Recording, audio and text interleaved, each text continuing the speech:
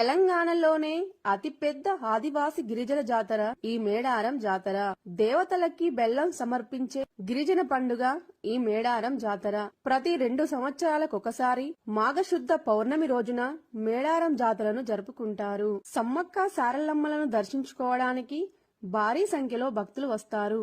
ములుగు జిల్లా తాడ్వాయి మండలం మేడారంలో జాతర ఏర్పాట్లు జరుగుతున్నాయి. ఆసియా ఖండంలోనే అతిపెద్ద ఆదివాసి గిరిజన జాతరగా ప్రఖ్యాతిగాంచిన మేడారం సమ్మక్క సారలమ్మ జాతర ఈ 2026వ సంవత్సరంలో మేడారం జాతరను జనవరి 18 బుధవారం నుండి జనవరి 31 శనివారం వరకు జరుగుతుందండి.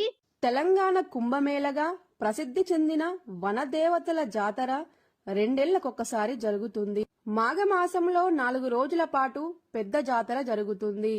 4 రోజుల పాటు జరిగే ఈ జాతరలో జనవరి 28 బుధవారం సాయంత్రం 6 గంటలకి కన్నెపల్లె నుంచి సారలమ్మను, గోవిందరాజును, పగిడిద్దరాజులను గద్దెపైకి తీసుకురావడంతో మేడారం జాతర అయితే మొదలవుతుందండి.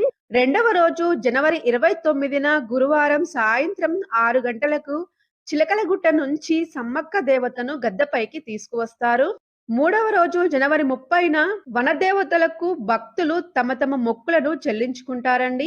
నాలుగవ రోజు జనవరి 31న సాయంత్రం 6 గంటలకు సమ్మక్క సారలమ్మ దేవతలను గోవిందరాజు, పగిడిద్దరాజు దేవుళ్ళు తిరిగి వన ప్రవేశం చేస్తారండి. ఈ రోజుతో మేడారం జాతర అయితే పూర్తవుతుంది. ఈ మహా మేడారం జాతరకు తెలంగాణ నుంచే కాకుండా ఇతర రాష్ట్రాల నుంచి కూడా భారీ సంఖ్యలో భక్తులు హాజరవుతారు.